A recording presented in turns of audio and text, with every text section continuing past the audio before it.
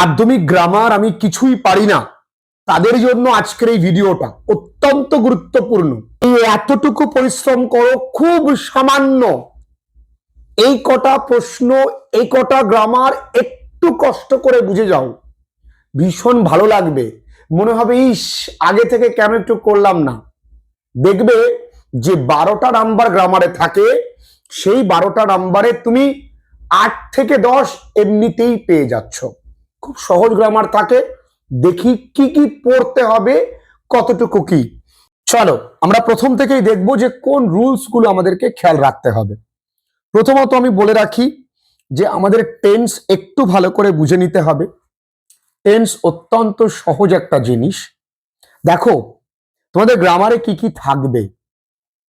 গ্রামারে থাকবে article preposition 3টি number, গ্রামারে থাকবে ভার্বের ফরমেশন 3টি নাম্বার, গ্রামারে থাকবে ডু অ্যাজ ডিরেক্টেড 3টি নাম্বার, গ্রামারে থাকবে ফ্রেজাল ভার্ব 3টে নাম্বার, অর্থাৎ টোটাল 12। আর হ্যাঁ, এই বইটা সম্রাট এক্সক্লুসিভসের মৌলিক লাইব্রেরি প্রকাশিত বইটা আমি লিখেছি, সুতরাং এই বইটা আমারই লেখা। তোমাদের অনেকের কাছে পৌঁছে গেছে বইটা, তাদের কাছে এই বইয়ের পাতাগুলো নিশ্চয়ই চেনা। তো এই জায়গাগুলো থেকে টেন্স গুলো একটু ভালো করে দেখে নেবে। খুব সহজেই কি করে তুমি ভার্বের ফরমেশন কিছু শব্দ দ্বারা চিনতে পারবে, সেটা সহজেই বলে দেওয়া আছে। এখানে কিছু প্রিন্টিং মিস্টেকসও আছে, যেমন এখানে পাস্ট কন্টিনিউয়াসে অ্যামিজার করে দিয়েছে, আসলে এখানে হবে ওয়াজ ওয়্যার। সবকটা দেখো, প্রেজেন্ট পারফেক্ট কি করে বুঝবে, পাস্ট পারফেক্ট কি করে চিনবে, ফিউচার পারফেক্ট কি করে চিনবে, সবটাই বলেছি। ইভেন প্রেজেন্ট পারফেক্ট কন্টিনিউয়াস টেন্সের ব্যবহার আছে, পাস্টের ব্যবহার নেই বললেই চলে, সেটাও লিখে দিয়েছি। গ্রামারে কিছু গুরুত্বপূর্ণ টিপস, সেটাও কিন্তু আমি বলে দিয়েছি। সে গুরুত্বপূর্ণ টিপস কি, যেমন টু প্রেপোজিশনস এর পর ভার্বের ফর্ম অর্থাৎ V1 হয়, যেমন হি উইশ টু গেট। অধিকাংশ প্রেপোজিশন অর্থাৎ টু বাদে বাকি সব জায়গায় কিন্তু ভার্বের সাথে আইএনজি যুক্ত হয়। ওয়াইল এর পর ভার্বের সাথে আইএনজি যুক্ত হয়। মোডাল অক্সিলারির পর ভার্বের কিন্তু কোনো পরিবর্তন হয় না।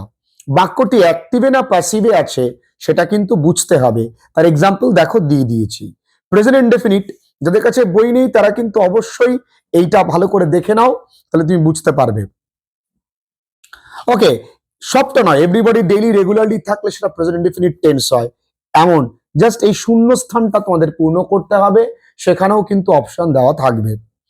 বাক্যের মধ্যে ফর বা সিন্স থাকলে কোন টেন্স হয়, নাও থাকলে কোন টেন্স হয়, সেগুলো সবটাই বলে দিয়েছি।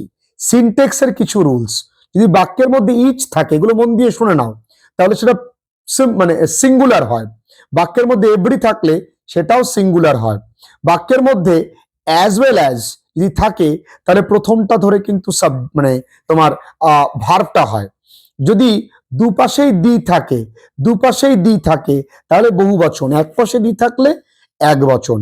Neither, either, not only but also, সেগুলোর ক্ষেত্রে সেকেন্ড সাবজেক্ট অনুযায়ী কিন্তু ভার্ব হয়।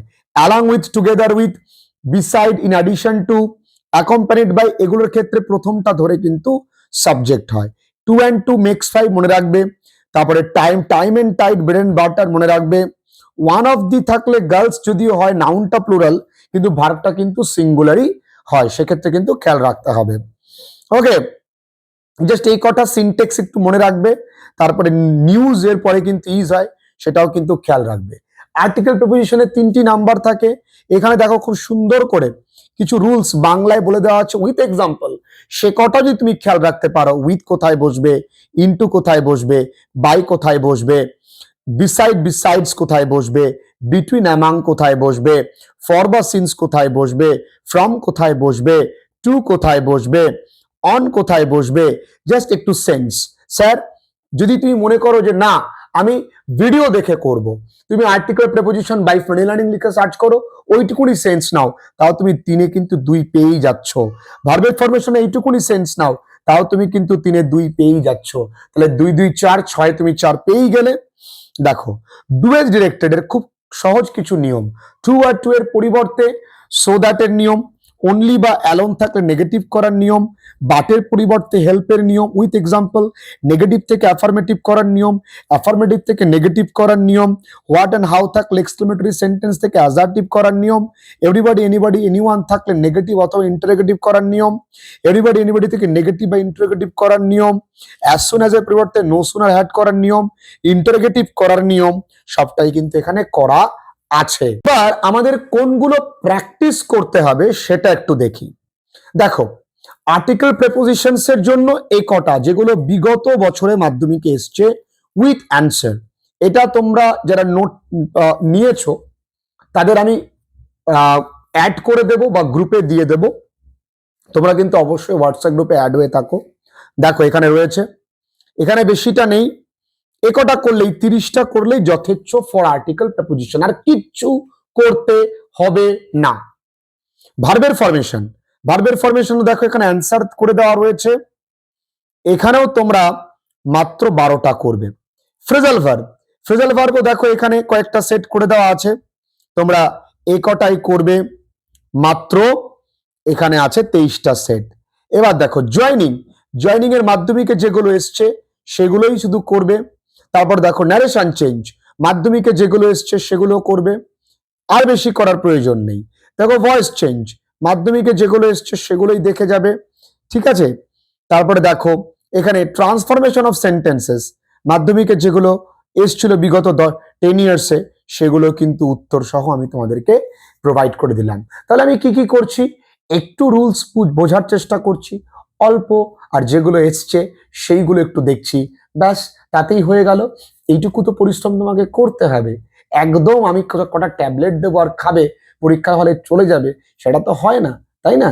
চলো খুব ভালো করে পড়ো, এইটুকুনি পরিশ্রম করো, যাতে করে এমনটা না হয় যে ইস একটু পড়লে হয়তো 70টা পেয়ে যেতাম, একটু পড়লে হয়তো লেটারটা হয়েই যেত। কোনো কিছু অসম্ভব নয়, সব সম্ভব, শুধু তোমার মধ্যে সেই সম্ভব করবার ইচ্ছেটুকু থাকলেই হয়। খুব ভালো থেকো।